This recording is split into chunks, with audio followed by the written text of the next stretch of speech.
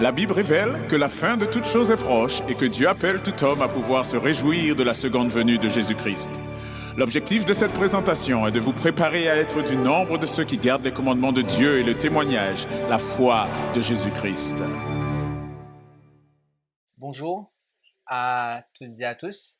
Et je suis content d'être parmi vous ce matin. Vraiment content parce que c'est le sabbat, premièrement. Et deuxièmement, puisque j'ai fraternellement été accueilli ici. Et donc, je bénis le Seigneur pour ça. Et je tiens à saluer toutes celles et ceux qui sont présents avec nous via la webconférence YouTube, l'audioconférence. Quel que soit l'endroit où vous suivez ce service, soyez les bienvenus et bon sabbat à vous, que la paix du Seigneur soit sur vous. Nous allons, avant d'entrer dans le message de ce matin, invoquer la présence du Seigneur et je vous inviterai là où c'est possible à pouvoir vous prosterner avec moi.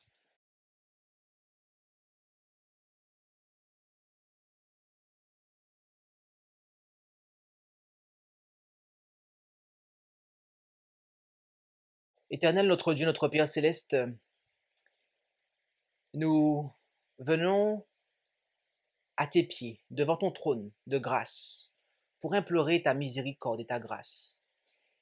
Et dans le nom de Jésus, nous réclamons de son sang précieux pour le pardon, mais aussi pour la purification de nos iniquités. Car en cet instant, Père, nous aspirons à recevoir une révélation de ta personne. Nous aspirons à être remplis de ta connaissance ainsi que de ton esprit. C'est pour cela que nous te demandons de bien vouloir manifester ta présence parmi nous, en chacun, de sorte que ce message soit de nature à pouvoir nous accorder une meilleure compréhension de ta personne, ainsi que de celle de Jésus et de l'œuvre de l'Esprit. Et que tu puisses, pour cela, disposer le cœur de ton peuple afin qu'il puisse être réceptif, mais aussi la langue de ton serviteur et tout ce qui en lui est de nature à véhiculer un message.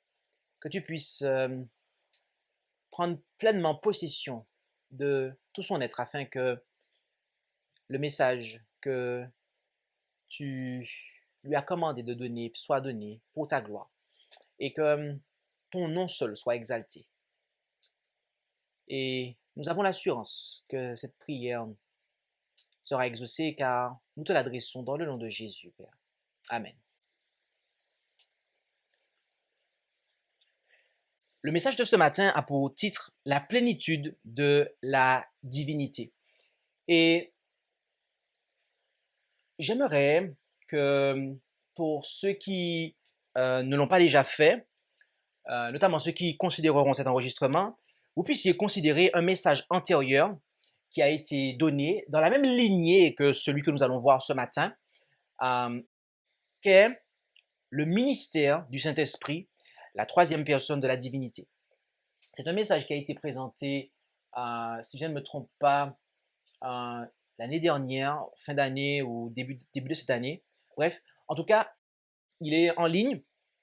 Et dans ce message, en fait, nous avons vu que le Saint-Esprit, c'est véritablement un ministère, à savoir une fonction, d'accord, qui est tantôt remplie par le Père, tantôt remplie par le Fils.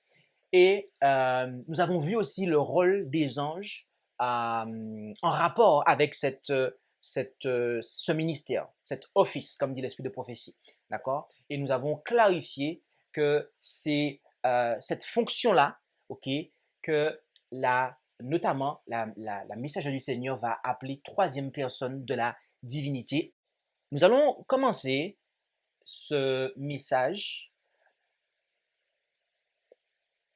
en ouvrant notre Bible. Et je dois vous dire que je vais prendre plaisir à donner ce message, puisque contrairement à d'autres messages, moi-même, je vais prendre le temps d'ouvrir vraiment ma Bible en papier, puisqu'il n'y aura pas, contrairement à d'autres messages, énormément de textes que ça, et il nous faudra prendre le temps de considérer chaque texte. Le premier passage que nous allons prendre, c'est le texte de référence qui était marqué à l'écran, à savoir Colossiens 2, versets 9 et 10. Nous allons maintenant en Colossiens 2, versets 9 et 10, mais il n'empêche que je vais afficher les textes à l'écran quand même, puisqu'il y a un PDF qui accompagne toutes les présentations, lequel est d'ailleurs d'ores et déjà téléchargeable depuis la page Service Live sous l'onglet Diapositives. Colossiens, chapitre 2, versets 9 et 10, où nous allons lire le texte de base de cette présentation. Et là, nous lisons « Car en lui, toute la plénitude de la divinité habite corporellement. Et vous avez toute plénitude en lui, qui est le chef de toute principauté et puissance. » Qui est celui dont Paul nous parle ici? Le en lui. La réponse est au verset 8.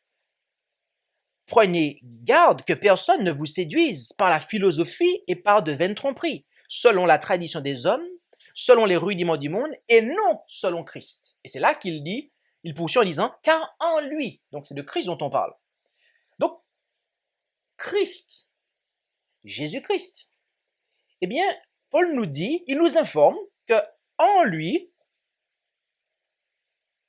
toute la plénitude de la divinité habite corporellement. D'accord? De quoi s'agit-il? Toute la plénitude de la divinité. De quoi parle-t-on ici? C'est ce que nous allons justement découvrir au travers de ce message. Et en ce faisant, nous allons tâcher d'avoir une compréhension, je dirais, un petit peu plus claire concernant la divinité. Mais je tiens quand même à vous avertir. Il nous faut enlever nos chaussures. Parce que c'est un terrain qui est sacré. Ok? Je ne prétends pas que cette présentation sera de nature à répondre à toutes les questions. Ok? Parce que là, on parle de la divinité. Donc, il y a des choses que l'on peut déclarer, puisque il y a des textes, mais il va arriver à un domaine, et bien souvent, quand on veut étudier la divinité avec moi, on aime entrer dans ce domaine-là, le domaine de l'inconnu. Il n'y a pas de texte et on veut poser des questions, on veut savoir ce qui se passe. Et moi, j'ai dit aux gens, je ne sais pas, je ne sais pas, je ne sais pas. Parce que je m'arrête sur ce qui est écrit, en fait. D'accord? Donc, aujourd'hui, on va simplement s'arrêter sur ce qui est écrit. Et il se pourrait que ce qu'on va lire sera de nature à poser des questions ou etc. Et d'ailleurs, cet après-midi, on aura un moment de questions-réponses, ok? Bien qu'il n'y a pas de service cet après-midi, mais comme je suis en déplacement, en visite, donc nous allons avoir un moment de questions-réponses sous la demande de mes hôtes.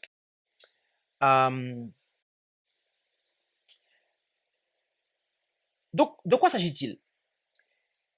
Prenons un autre texte qui n'est pas très éloigné, Colossiens, chapitre 1, versets 18 à 20. Colossiens, chapitre 1, versets 18 à 20. Là, il est dit, « Et c'est lui qui est la tête du corps de l'Église. Il est le commencement, le premier-né d'entre les morts, afin qu'il tienne le premier rang en toutes choses. Car il a plu à Dieu de faire habiter toute plénitude en lui, et de réconcilier par lui toutes choses avec soi, ayant donné la paix par le sang de sa croix, tant aux choses qui sont sur la terre qu'à celles qui sont dans les cieux. » Là encore, le lui dont on parle, on nous dit que c'est en lui, c'est toujours Christ, d'accord? Et vous pouvez le voir à partir du verset 12 et 13, on nous parle de Dieu et on nous parle aussi de Christ, d'accord? Donc il s'agit du Christ. Et notez qu'il est dit que il a plu à Dieu de faire habiter toute plénitude en lui, ok? Il a plu à Dieu de faire habiter toute plénitude en lui. Déjà, lorsque nous prenons cette expression, il y a la notion d'habitation. Autrement dit, il y a comme une genre d'enveloppe ou un contenant et il y a quelque chose qui habite en lui. D'accord? Et c'est Dieu qui fait habiter en lui, ou tout du moins qui ne sait plus à faire habiter en lui. D'accord? Ok. Juste un petit descriptif pour qu'on puisse schématiser un petit peu de quoi il s'agit. D'accord? Il nous faut savoir une chose, c'est que l'être auquel Paul fait référence lorsqu'il parle de la divinité, ici, dans ce passage qu'on a pris en premier lieu, lorsqu'il dit toute la plénitude de la divinité, l'être auquel Paul fait référence lorsqu'il parle de la divinité, eh bien, c'est Dieu. Celui qui ressuscita Jésus d'entre les morts. En effet, rendons-nous en Actes. Acte 17. Et là, on a le deuxième terme traduit par divinité dans le Nouveau Testament. Acte 17, verset 24 à 31. Acte 17, verset 24 à 31. Et là, nous lisons en Acte 17, verset 24 à 31. Le Dieu qui a fait le monde et toutes les choses qui y sont, étant le Seigneur du ciel et de la terre, n'habite point dans les temples bâtis de main d'homme. Il n'est point servi par les mains des hommes, comme s'il avait besoin de quelque chose. Lui qui donne à tous la vie, la respiration et toutes choses. Et il a fait d'un seul sang toutes les races des hommes pour habiter sur toute la face de la terre, ayant déterminé la durée précise et les bornes de leurs habitations, pour rechercher le Seigneur, pour voir si en le cherchant à tâtons, il le trouverait, quoiqu'il ne soit pas loin de chacun de nous. Car en lui, nous avons la vie, le mouvement et l'être, comme l'ont dit aussi quelques-uns de vos poètes, car de lui, nous sommes aussi la race. Étant donc de la race de Dieu, nous ne devons pas croire que la divinité soit semblable à de l'or ou à de l'argent ou à de la pierre taillée par l'art et l'industrie des hommes. Mais Dieu, ayant laissé passer ces temps d'ignorance, annonce maintenant aux hommes que tous, en tout lieu, se convertissent, parce qu'il a fixé un jour où il doit juger le monde avec justice, par l'homme qu'il a établi, ce dont il a donné à tous une preuve certaine en le ressuscitant des morts. Notez une chose, c'est que Paul parle ici du verset 24 jusqu'au début du verset 31, il parle du Père en fait, de Dieu, très précisément. Il nous parle de Dieu au verset 24, après il nous dit le Seigneur du ciel et de la terre, et il substitue aussi, à un moment arrivé, il dit la divinité, et il reprend le terme Dieu en fait, d'accord? Donc, dans la pensée de Paul, ok,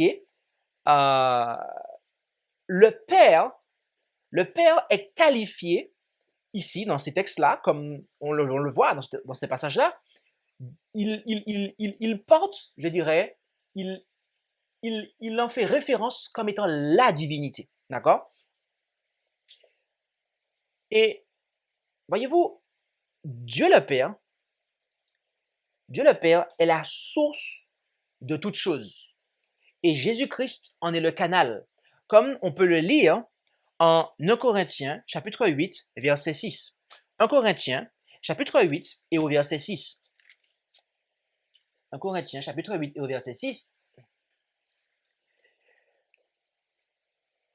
où nous lisons « Toutefois, nous n'avons qu'un seul Dieu, le Père, duquel procèdent toutes choses, et nous sommes pour lui, et un seul Seigneur, Jésus-Christ, par lequel sont toutes choses, et nous sommes par lui. Donc, notez que le Père est la source. De lui procède toute chose. Tandis que Christ ici est présenté comme étant le canal. C'est par lui que sont toutes choses. Ce toutes choses qui procède du Père. D'accord? Donc, il est manifeste que nous sommes dans ce schéma-là, en fait. En tout cas, Paul, que nous lisons depuis le début, d'accord, nous pose le cadre de manière très claire. D'accord?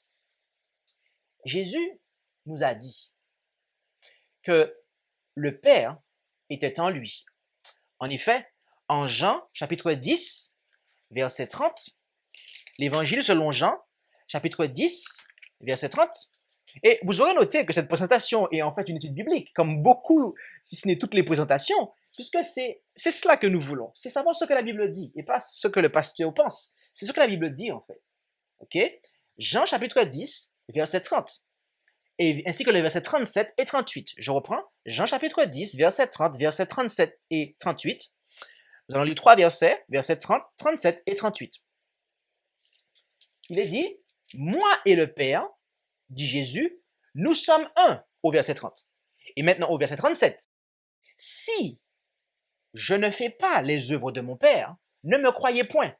Mais si je les fais, et quand même vous ne me croiriez point, croyez à mes œuvres, afin que vous connaissiez et que vous croyiez que le Père est en moi et que je suis en lui. » Donc, notez que Christ nous dit que lui et le Père sont un, lui et le Père sont un, mais qu'il précise après qu'il est en lui, d'accord, et que le Père est en lui et que lui-même est dans le Père, d'accord?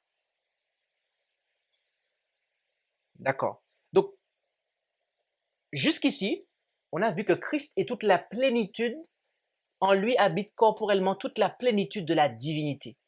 On voit que Paul nous dit que la divinité, en fait, il fait référence à Dieu, Dieu le Père, d'accord? Et que là, on voit déjà que le Père est en Christ, ok? La Bible nous dit également que c'est le Père qui produisait les œuvres accomplies par le Christ, comme on peut le lire au chapitre 14 de l'Évangile selon Jean. Jean, l'Évangile selon Jean, chapitre 14, versets 8 à 10. Jean, chapitre 14, versets 8 à 10.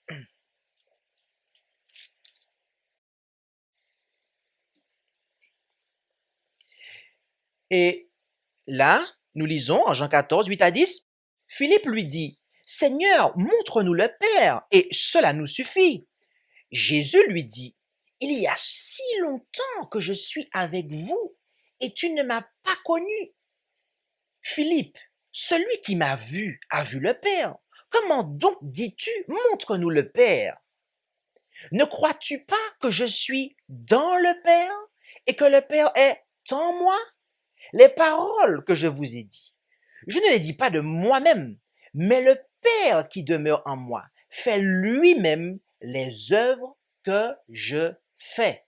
D'accord? Et nous avons un deuxième passage que vous pouvez prendre en guise de comparaison, qui se trouve en Acte 2, verset 22, où les apôtres rendent le même témoignage, à savoir que les miracles que Christ opérait, c'était le Père qui les opérait par lui. Ok? Donc, nous voyons ici que l'Écriture nous dit, et de l'aveu même de Christ, si nous prenons simplement les déclarations bibliques, que le Père, d'accord, était en lui. Ok, le Père était en lui. Très précisément quand il était sur terre. Je parle de ce cadre-là. Ok. L'Écriture nous dit aussi que le corps de Jésus est un temple. Et lorsqu'il était sur terre, était un temple, très précisément. Ok. Rendons-nous en Jean, chapitre 2, versets 19 à 21. L'Évangile selon Jean, chapitre 2, versets 19 à 21. Jean, chapitre 2, versets 19 à 21, où nous lisons, Jésus répondit, et leur dit, abattez ce temple et je le relèverai dans 3 jours. Les Juifs lui dirent, on a été 46 ans à bâtir ce temple et tu le relèveras dans 3 jours. Mais il parlait du temple de son corps. Donc, Jésus faisait référence à son corps comme étant un temple. OK? Mais le temple de quoi? Le temple de quoi? Le temple du Saint-Esprit. En effet, en Luc, chapitre 4, verset 1, l'Évangile selon Luc, chapitre 4, verset 1, rendons-nous-y ensemble.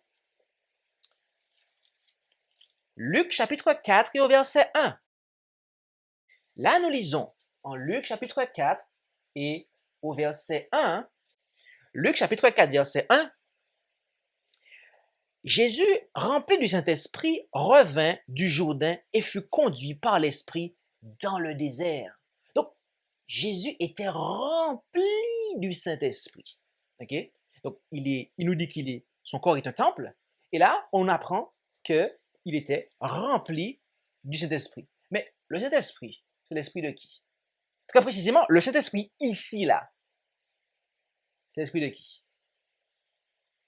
La Bible nous dit, elle nous apporte la réponse en Matthieu 3, verset 16. Matthieu 3, verset 16, qui est un texte équivalent au baptême, d'accord? En tout cas, un parallèle dans l'évangile de Matthieu par rapport à Luc qu'on vient de lire ici. Rendons-nous dans l'évangile selon Matthieu, chapitre 3, et au verset 16. Vous voyez, nous prenons des textes simplement, nous les lisons, et nous les associons, et nous laissons la Bible s'exprimer par elle-même. C'est ça l'étude biblique, mes amis. Matthieu 3, verset 16. Et là, nous lisons. Matthieu 3, verset 16. Et quand Jésus eut été baptisé, il sortit aussitôt de l'eau. Et à l'instant, les cieux s'ouvrirent à lui. Et il vit l'Esprit de Dieu descendant comme une colombe et venant sur lui. Donc, l'Esprit Saint, lorsque Jésus a été baptisé, de quel esprit s'agit-il? L'esprit de quel être saint? L'esprit du Dieu saint, mes amis. D'accord? L'esprit de Dieu. Donc, si nous récapitulons, nous avons vu que le Père, c'est plus à faire habiter toute plénitude en Christ. Nous avons vu que Paul déclare et il fait référence à Dieu, l'être suprême, comme étant la divinité. D'accord? Notamment que, et ce dans le contexte où Dieu, le Père, est la source de toutes choses, ok? Que le Père était en Christ, qu'il produisait les œuvres que Christ accomplissait, que le corps du Christ est un temple, le temple du Saint-Esprit de Dieu, entre parenthèses, le Père, bien évidemment. Ok, j'aimerais vous dire que nous allons passer à un aspect de cette étude qui va venir, ne serait-ce qui va venir appuyer en fait tout ce qu'on vient de voir ici. Et cet aspect-là de cette étude est pour ceux qui ont reconnu et accepté que le don de prophétie a été manifesté dans le ministère de Sir Ellen G. White. D'accord? Donc si vous ne l'acceptez pas, nous respectons votre choix. Mais sachez que si vous êtes d'accord avec tout ce qui a été dit là, la suite ne va pas vous déranger en fait, d'accord? Donc, voilà. Lisons dans le ministère de la guérison, page 358, paragraphe 4. Le ministère de la guérison, page 358, paragraphe 4. En revêtant notre nature, le Fils de Dieu s'est uni à elle et en même temps, il a révélé le Père aux pécheurs. Notez bien ce qui a été souligné là. On nous dit que, je résume, le Fils de Dieu a révélé le Père aux pécheurs. Ok, continuons. Seul celui qui était l'image même du Dieu invisible, qui avait été en sa présence dès le commencement, pouvait révéler à l'humanité le caractère de la divinité. Let's stop here. Arrêtons-nous ici. Remarquez, elle dit quoi? Dans un premier temps, elle dit qu'il a révélé le Père aux pécheurs. Et dans un deuxième temps, elle nous dit révéler à l'humanité le caractère de la divinité. Ok? Donc, il y a une substitution, en fait. Ok? Comme l'apôtre Paul, la messagère du Seigneur, attribue le terme la divinité au Père. Et poursuivons pour terminer. Jésus fut en toutes choses semblable à ses frères. Il revêtit notre chair, eut faim et soif, connut la fatigue. Il devait, comme nous, récupérer ses forces par la nourriture et par le sommeil. Il participa au sort de l'humanité, lui, l'innocent Fils de Dieu. Étranger et voyageur sur la terre, dans le monde, mais pas du monde, tenté et éprouvé comme les hommes d'aujourd'hui, il vécut sans péché. Tendre, compatissant, sympathique, toujours plein de prévenance, constamment au service de son Père et des hommes, il manifesta le caractère de Dieu. Et ça aussi, j'aurais pu le souligner d'ailleurs. Parce qu'elle dit révéler le Père aux pécheurs, après elle dit révéler à l'humanité le caractère de la divinité, et après elle conclut le paragraphe en disant manifester le caractère de Dieu. Donc en d'autres termes, Dieu égale Père égale la divinité, mes amis. Est-ce que c'est clair? Mais peut-être que ce ne sera pas clair. Peut-être que ça te diront non, mais c'est un texte qui est là comme ça, faut pas en faire toute une doctrine. Alors, si je vous dis qu'il y a un deuxième texte. Ok, allons-y. The Review and Herald, February 8, 1898, paragraph 2. Quelle vérité est présentée lorsque nous contemplons Jésus en relation avec la croix du calvaire? Lorsque nous voyons cet admirable, ce conseiller, cette mystérieuse victime s'abaisser sous l'extraordinaire fardeau de notre race, afin que le transgresseur puisse avoir une autre épreuve, que les hommes puissent à nouveau entrer dans la faveur de Dieu le Père. Notez ça, entrer dans la faveur de Dieu le Père. Le Fils éternel de Dieu s'est interposé pour porter le châtiment de la transgression. Celui qui était vêtu d'humanité, qui ne faisait qu'un avec la divinité, était notre rançon. Elle a dit quoi là? Il ne faisait qu'un avec la divinité. Ok? Qu'est-ce que Jésus a dit en Jean 10, 30? Moi et le Père, nous sommes un. Ok? Et c'est lui qui était notre rançon. Notre rançon, pourquoi? Pour que nous puissions à nouveau entrer, si je paraphrase un peu, dans la faveur de Dieu le Père. Là encore, en fait, elle associe en fait Dieu le Père avec la divinité, sachant que c'est Jésus ne faisait qu'un avec cet être en fait. Ok? Et nous terminons.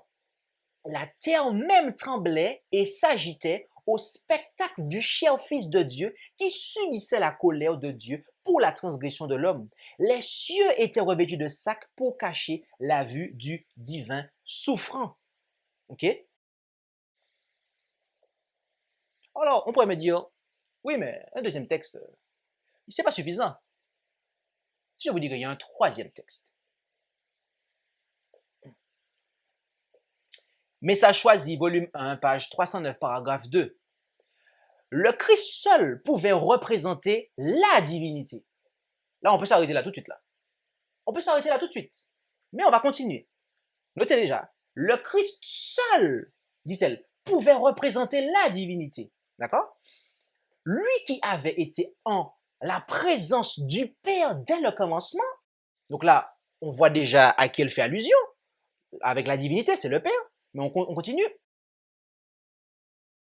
Lui qui était l'image empreinte du Dieu invisible, lui seul pouvait suffire à accomplir cette œuvre. Impossible de révéler Dieu au monde par des mots.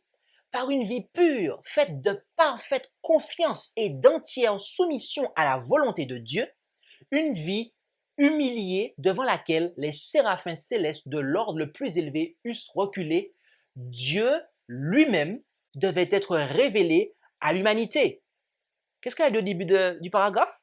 Le Christ seul pouvait représenter la divinité. Après, on voit qu'elle nous parle du Père, et là, elle dit Dieu lui-même devait être révélé à l'humanité. Ok?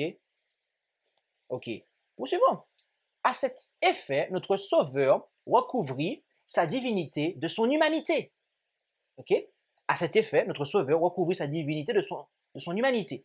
Il se servit des facultés humaines, seul moyen de se faire comprendre par les hommes. L'humanité ne pouvait être atteinte que par l'humanité. Par sa vie, il a manifesté le caractère de Dieu dans le corps que Dieu lui avait préparé. Il a été en bénédiction au monde par sa manière de vivre, la vie de Dieu dans la chair humaine, montrant ainsi qu'il était capable d'unir l'humanité à la divinité. Donc, il est manifeste que jusqu'ici, on a pris 3 textes et sur la base de 2 ou 3 témoins, tout à fait est réglé, nous dit la parole. Donc, nous voyons que la messagerie est d'accord avec cette pensée-là. Okay? Nous ne sommes pas en train d'être en train de dire des choses. Okay? Ça peut peut-être déranger, en fait, la théologie de Collonges ou de Andrews University, mais c'est la théologie biblique et de l'esprit de prophétie. Donc, c'est ça. C'est que le Père, Dieu le Père, peut être qualifié de la divinité, à lui seul en fait. Je ne dis pas que le Père, à lui seul, est la divinité, mais qu'il peut être qualifié de la divinité. Et on le voit dans la Bible, on le voit dans l'esprit de prophétie. Et nier cela, ce serait dire que le mur derrière moi, il est rouge en fait. Il n'est pas rouge, le mur, il est blanc. On est d'accord? D'accord. Donc, ne laissez pas quelqu'un vous dire que le mur derrière moi est rouge. De la même façon, ne laissez pas quelqu'un vous dire que ce qu'on dit là, c'est faux parce qu'il y a des preuves, en fait. OK? J'aimerais qu'on puisse lire une déclaration qui va venir, je dirais, opérer une sorte de synthèse, d'accord? Dans un ouvrage, un journal, qui s'intitule Bible Training School, March 1, 1906, paragraphe 1, il est dit, le Père est corporellement toute la plénitude de la divinité et est invisible à la vue des mortels. Je m'arrête là. Au passage, ça se retrouve dans le livre Évangélisé, d'accord? Le fameux chapitre où ils ont mis la divinité défigurée, d'accord? Là, je vous ai mis l'original pour que vous puissiez, voilà, avoir la traduction originale. Mais voilà, la référence c'est Évangélisé, page 549 et 550 pour ceux qui sont des Bériens. Vous pourrez comparer ensuite et la référence va apparaître dans la deuxième slide. Donc je poursuis après cette petite parenthèse. Le Père, dit-elle, est corporellement toute la plénitude de la divinité et est invisible à la vue des mortels. Point. Elle ne s'arrête pas là, mais on marque le point, c'est pour pouvoir constater la déclaration. Regardez, le Père est corporellement toute la plénitude de la divinité et est invisible à la vue des mortels. Donc, Dieu le Père, à lui-même, à lui seul, en lui seul, habite toute la plénitude de la divinité. Ok? Mais ce n'est pas tout. Elle va développer. D'accord? Le Fils est toute la plénitude de la divinité manifestée. Donc, pourquoi? La phrase précédente nous l'explique. Parce que le premier est invisible. Le second est visible. D'accord? Et n'oubliez pas qu'on a vu qu'il a plu à Dieu de faire habiter toute plénitude en lui. Ok? C'est le contexte biblique. Mais poursuivons. La parole de Dieu déclare qu'il est l'empreinte même de sa personne, en parlant du Fils. Okay? Car Dieu a tant aimé le monde qu'il a donné son seul Fils unique engendré, est-il dit dans le texte original, afin que quiconque croit en lui ne périsse point, mais qu'il ait la vie éternelle. Ici est présentée la personnalité du Père. Okay? Ici est présentée la personnalité du Père. Donc, si nous nous arrêtons ici, nous voyons, encore une fois, on prend le temps de poser les choses, que le Père est corporellement toute la plénitude de la divinité et est invisible à la vue des mortels, et que le Fils, quant à lui, est toute la plénitude de la divinité manifestée. Manifestée. D'accord? Ok, paragraphe 2. Le consolateur que Christ promit d'envoyer après son ascension au ciel, est l'Esprit dans toute la plénitude de la divinité, rendant manifeste la puissance de la grâce divine à tous ceux qui reçoivent et croient en Christ comme un sauveur personnel. D'accord? Donc ici, elle nous dit que le consolateur, d'accord, que le consolateur est l'Esprit dans toute la plénitude de la divinité. Remarquez que Ellen White, ici, ne dit pas que le consolateur est toute la plénitude de la divinité, comme elle le dit du Père et du Fils, mais qu'il est l'Esprit dans toute la plénitude de la divinité. En clair, elle exprime ici le fait que le consolateur est l'Esprit qu'il y a à l'intérieur de cette plénitude de la divinité, à savoir du Père et de son Fils. En un mot, c'est le Père qui nous console par son Fils, comme nous pouvons le voir, et je vous le donne en référence en 2 Corinthiens 1, verset 3 à 5. 2 Corinthiens 1, verset 3 à 5, où nous voyons que c'est le Père qui nous console par son Fils, d'accord? Et nous recevons cette consolation par le biais de l'Esprit, d'accord? Puisque ces deux êtres personnels, ces deux êtres, Père et Fils, sont dans le ciel, et ils ne peuvent pas venir à nous corporellement. Donc, comment ils se présentent à nous? Eh bien, par un troisième intermédiaire, par l'Esprit, qui est l'omniprésence de Dieu, d'accord? Sans la forme physique. Ok. Maintenant, il y a des déclarations. Des déclarations du style que la divinité n'est pas morte à la croix. Ok? Considérons une première déclaration. Dans le commentaire biblique adventiste d'Ellen White, page 248, d'accord?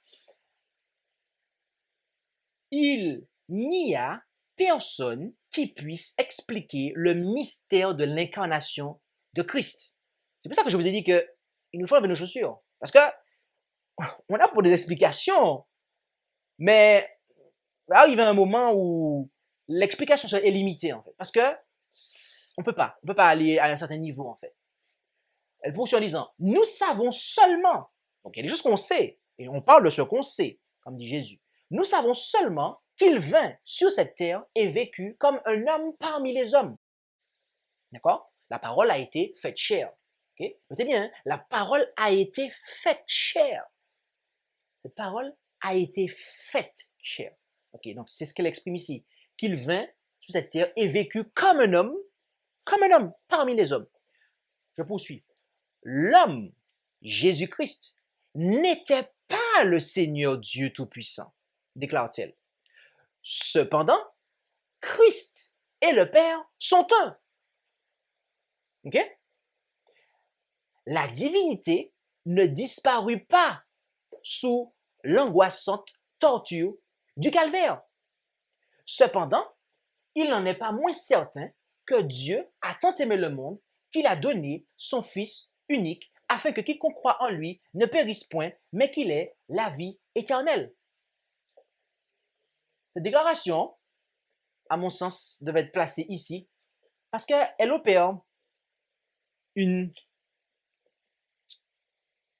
différenciation très claire. D'accord? On nous parle de l'homme Christ Jésus, donc celui qui a été fait chair, et on nous dit qu'il n'était pas le Seigneur Dieu Tout-Puissant. D'accord? Donc, il y a une différence en fait entre le Christ Jésus et l'homme Christ Jésus et l'être que l'on appelle le Tout-Puissant, ok? Le Père, Dieu le Père. Quand il était dans le jardin de Gethsémane, il priait son Père. Il n'était pas en train de se prier lui-même. Non, il priait son Père. Et on nous dit, bien qu'il ne soit pas le Seigneur Dieu Tout-Puissant, cependant, Christ et le Père sont un. D'accord? Donc, il ne s'agit pas d'un même être, mais comment ils sont un en fait? Mais c'est en caractère. D'accord? Ils ont les mêmes pensées. Parce qu'il dit que, afin que tous soient un, comme toi et moi, nous sommes un. Est-ce que Jésus parlait à un disciple à 12 têtes? Dites-moi, non. Il parlait à 12 bonhommes différents, mais qui avaient Lui, il avait des ambitions, il voulait monter en grade, il voulait écraser l'autre, celui-là n'était même pas celui-là, etc. Bref, c'était pas l'unité. Hein. Faut pas croire que l'église apostolique à l'époque du Christ, c'était tout beau, tout nouveau, tout le monde était gentil. Il y avait des cancans, d'accord? Et Jésus voulait, non, c'est vrai, vous rigolez, mais Jésus voulait que les cancans arrêtent et qu'ils puissent être un, aller dans le même sens, penser de la même manière, de la même façon que lui et son Père sont un. OK? Et donc, elle poursuit en disant que la divinité ne disparut pas sous l'angoissante torture du calvaire. Je vous pose juste une question. À la lumière de tout ce qu'on a vu, la divinité, là, ça fait référence à qui? C'est juste une question que je pose. Hein. Alors, moi, je vais dire que la divinité, là, fait référence à Dieu le Père, en fait. Parce que rappelez-vous que Dieu, le Père, était en Christ. D'accord? Ok, poursuivons. On va juste continuer à poser des choses. Pour harmoniser tout ça, en fait. Levez les yeux en haut, page 252, paragraphe 2.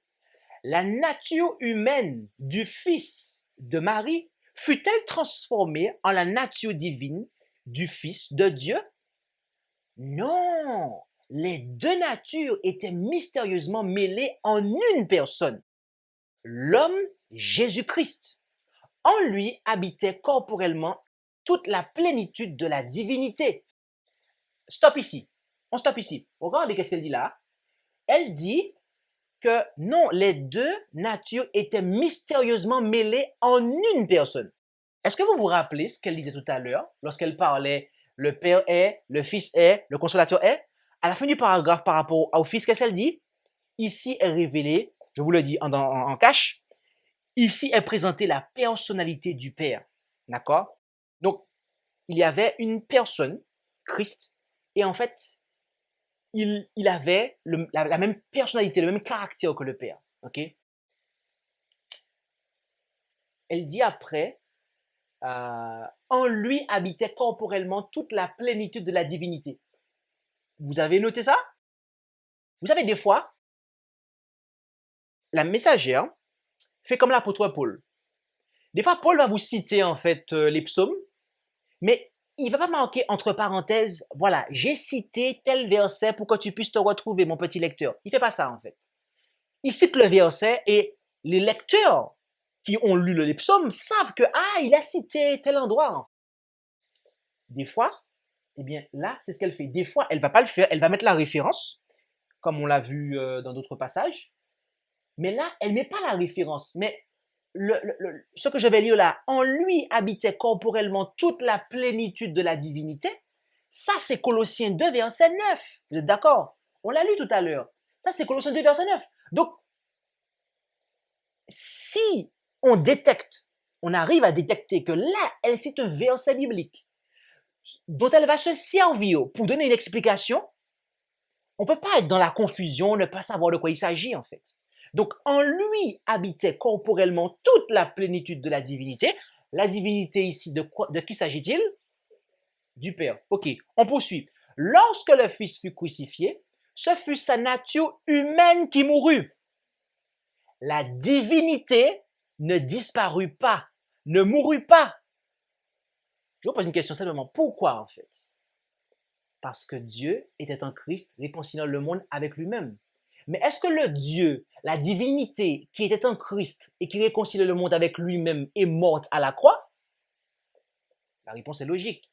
La divinité ne disparut pas, ne mourut pas. Cela aurait été impossible. Notez ça au marqueur rouge, dit-elle. Cela aurait été impossible. Elle poursuit. Jésus-Christ, celui qui n'a pas péché, sauvera chaque fille d'Adam qui accepte le salut offert en consentant à devenir enfant de Dieu. Par son sang, le Sauveur a racheté la race déchue. C'est un grand mystère. Encore une fois, un mystère qui ne sera pas complètement compris dans sa magnitude avant que les rachetés soient transformés. Alors seront comprises la puissance, la grandeur et l'efficacité du don de Dieu à l'homme. Mais l'ennemi est bien décidé à ce que ce don soit rendu tellement mystérieux qu'il ne soit plus que néant. Ok? Notez qu'elle dit que c'est impossible en fait. C'est impossible. Mes amis, est-ce que vous savez quelles sont dans la Bible les deux choses qui sont impossibles à Dieu? Il y a deux choses que la Bible dit qui sont impossibles à Dieu. Alors vous allez me dire, ah, qu'est-ce que tu racontes là? Dieu a dit que Dieu tout est possible, tu dis que des bêtises. Mes amis, il y a deux choses. Il y a deux choses que Dieu ne peut pas faire. La première, c'est qu'il ne peut pas mentir. La deuxième, on va la voir dans quelques instants. D'accord? On va la voir dans quelques instants. Mais avant de se faire,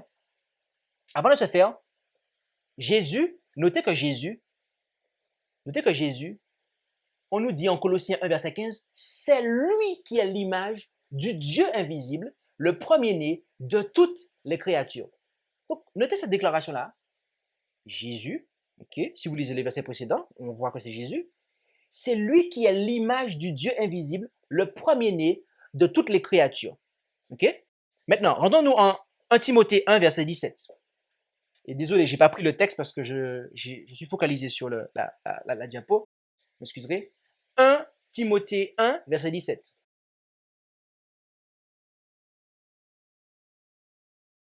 « 1 Timothée 1, verset 17. La Bible déclare, au roi des siècles, immortel, invisible, à Dieu seul sage, soit honneur et gloire au siècle des siècles. Amen. » D'après Colossiens 1, verset 15, c'est qui celui qui est invisible? C'est Dieu le Père. D'accord. Donc là, c'est qui est immortel là? Au passage, immortel signifie que vous ne pouvez pas mourir. Hein? Ok? Juste peut-être pour, s'il y a des enfants qui nous suivent, qui ne comprennent pas c'est quoi le mot immortel, c'est qu'en fait, tu ne peux pas mourir en fait. Ok? Donc, il s'agit du Père en fait. Mes amis, à 30 reprises, il y a 30 versets qui affirment que Dieu le Père ressuscita Jésus des morts. Et on en a lu un tout à l'heure en Acte 17, verset 31. D'accord? Cela signifie que si le Père l'a ressuscité des morts, c'est que Jésus-Christ est mort en fait. Et d'ailleurs, notez dans la déclaration tout à l'heure qu'elle ne dit pas que Christ n'est pas mort, mais elle insiste, elle met l'emphase sur le fait que c'est la nature humaine qui mourut. Pourquoi? Parce que, elle cite avant Colossiens 2, verset 9, en lui habitait corporellement toute la plénitude de la divinité. Et on sait c'est qui? On sait c'est qui en fait. D'accord? Si vous avez un verre et que vous y versez de l'eau, d'accord? Et que vous le remplissez, ok? Vous pouvez dire que le verre, il est rempli en fait. Il est rempli. Et pour peu que la bouteille d'eau fasse la même, je dirais, le même volume que le verre, mais vous pouvez dire que l'eau qui était là a comblé le verre, il est rempli à ras-bord, il est plein en fait, d'accord? Il n'a plus au Père de faire habiter toutes choses en lui, ok? En conclusion, nous allons conclure avec 3 versets. Le premier, Dieu a été manifesté en chair. 1 Timothée 3, verset 16. 1 Timothée 3, verset 16. Rendons-nous-y. 1 Timothée 3, verset 16. Et de l'aveu de tous, le mystère de piété est grand. Dieu a été manifesté en chair, justifié par l'Esprit, vu des anges, prêché parmi les gentils, cru dans le monde et élevé dans la gloire. Donc, notez que Dieu a été manifesté en chair. Le caractère de Dieu, en fait, la personnalité, pour ainsi dire, de Dieu était en Christ. Et le texte nous dit, Dieu a été manifesté en chair. Et on sait que en lui habitait toute la plénitude de la divinité. Donc, Dieu était présent en lui, en fait.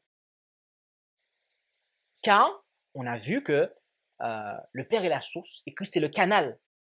Donc, ce que le Christ a, il le détient du Père. Et c'est pour cela que Jésus est appelé Emmanuel. Mais oui, Matthieu 1, verset 23. Matthieu 1, verset 23, et je pense que nous connaissons tous ce passage.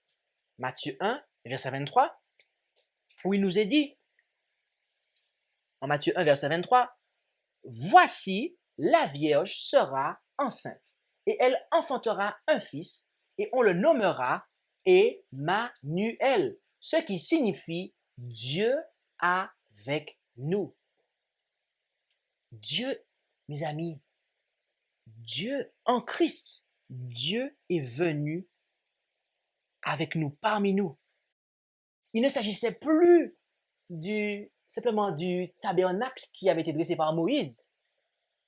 Là, Dieu a formé un corps à son Fils. Et il a permis que son Fils puisse s'incarner. Et Dieu donc de ce fait, Dieu est venu habiter avec nous. En quoi faisant?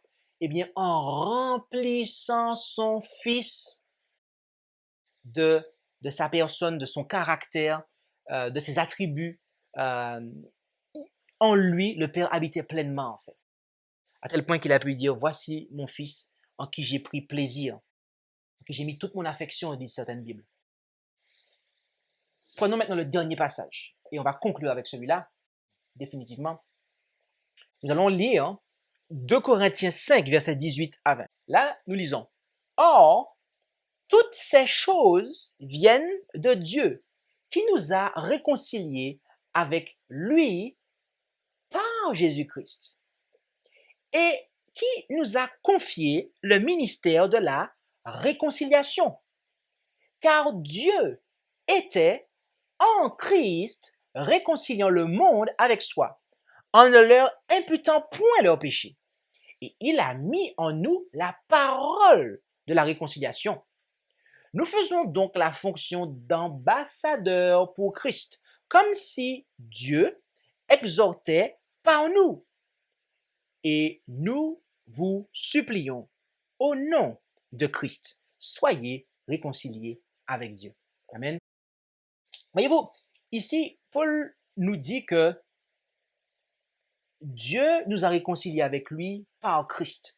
Et le terme qui est traduit ici par réconcilier, réconciliation, en fait, provient du terme cataloguer. Okay? Et cataloguer, en fait, lorsque vous regardez dans la Septante c'est la version grecque de l'Ancien Testament, et bien vous voyez que c'est le terme qui est employé pour expiation, en fait. D'accord?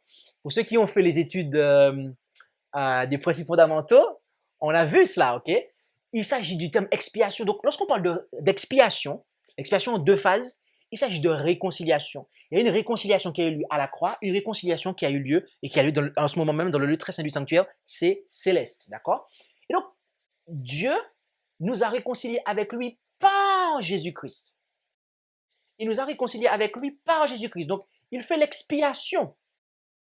Expiation signifie réconcilier. Réconcilier, ça veut dire que deux personnes qui ne sont pas en bon terme, entre qui il y a un conflit, eh bien, la situation est apaisée, ok?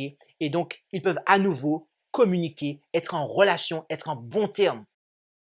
Et nous savons que ce qui met la séparation entre nous et Dieu, que nous dit Ésaïe 59, versets 1 et 2, c'est le péché, mes amis. C'est le péché qui a mis une séparation entre nous et Dieu. Et donc, Jésus-Christ, eh bien, est celui qui vient œuvrer pour que nous soyons non seulement pardonnés, mais aussi purifiés de nos péchés.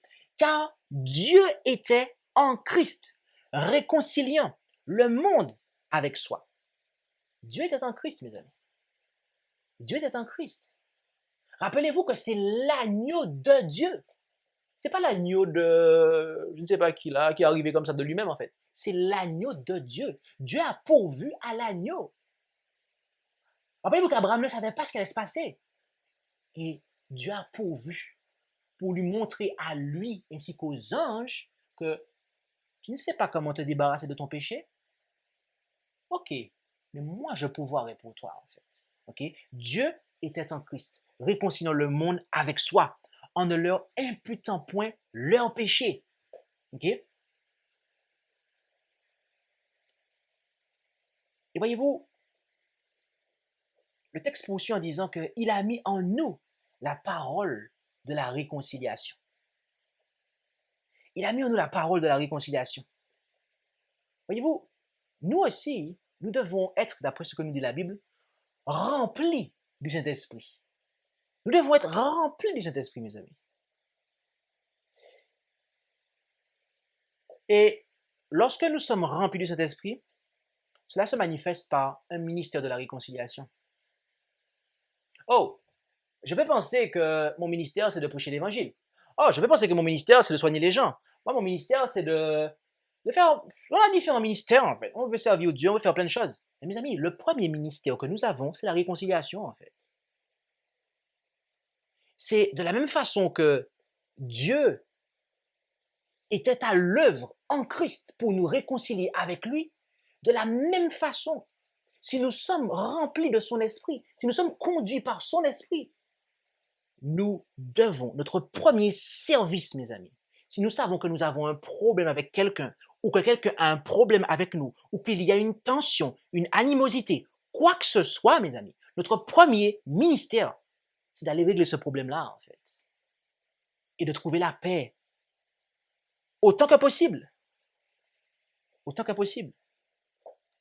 Car il peut arriver que ce ne soit pas possible. Que l'autre ne veuille pas. Mais nous devons exercer ce ministère-là, mes amis. Car c'est le fruit que produit une vie de plénitude, où on est rempli par l'Esprit de Dieu. D'accord? Donc voilà, je voulais terminer sur cette note-là, où nous avons vu en fait ce qu'il en est, la plénitude de la divinité. Nous avons vu en somme que Dieu était en Christ. Dieu, le Père, la plénitude, la divinité. Il est la plénitude de la divinité corporellement, il est invisible. Eh bien, il était en Christ. Et donc, Christ était la plénitude de la divinité visible, puisque le Père habitait en lui. Tous les attributs, le caractère de Dieu était en lui.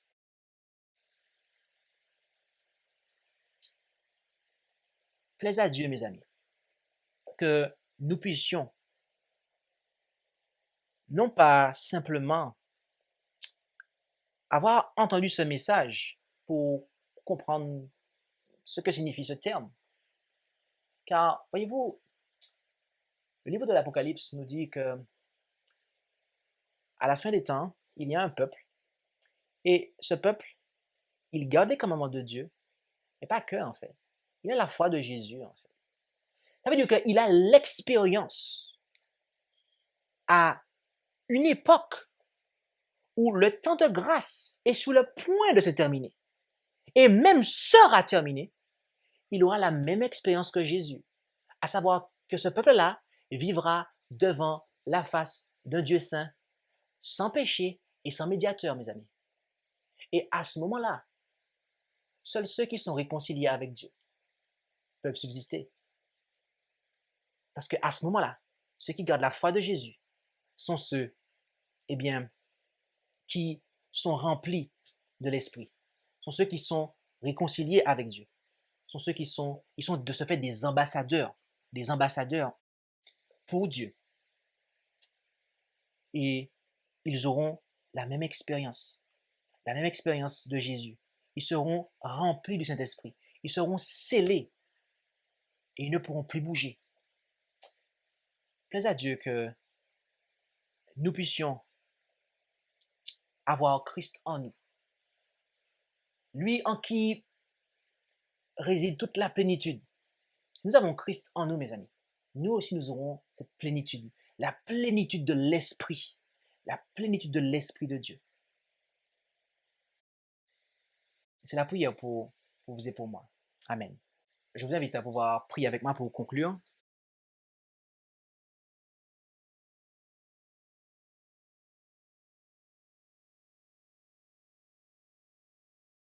Éternel, notre Dieu, notre Père céleste, Nous voulons te remercier pour ta parole qui est une lampe à nos pieds et une lumière sur notre sentier. Merci aussi pour les témoignages qui sont la petite lumière qui nous conduisent à la grande.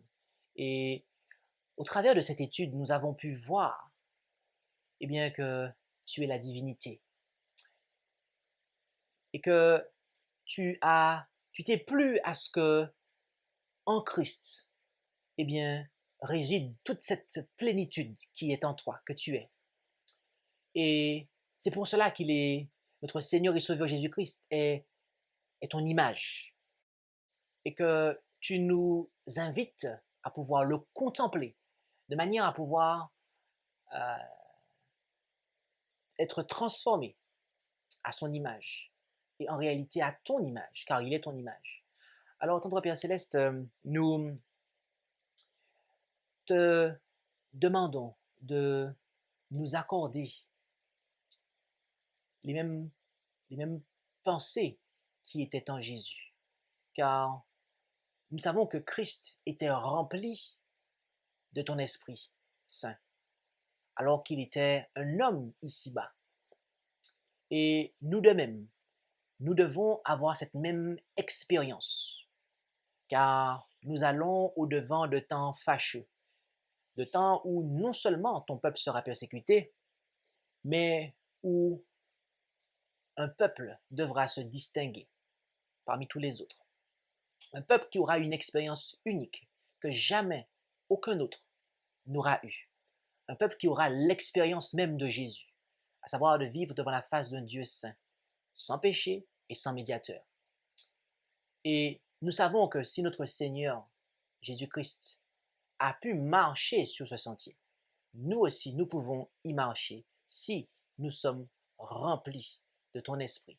Si nous te permettons de répandre sur nous la plénitude de ton esprit, alors nous aussi, nous aurons ton divin caractère, comme nous l'avons chanté, qui sera enfin imprimé sur notre front et nous serons scellés.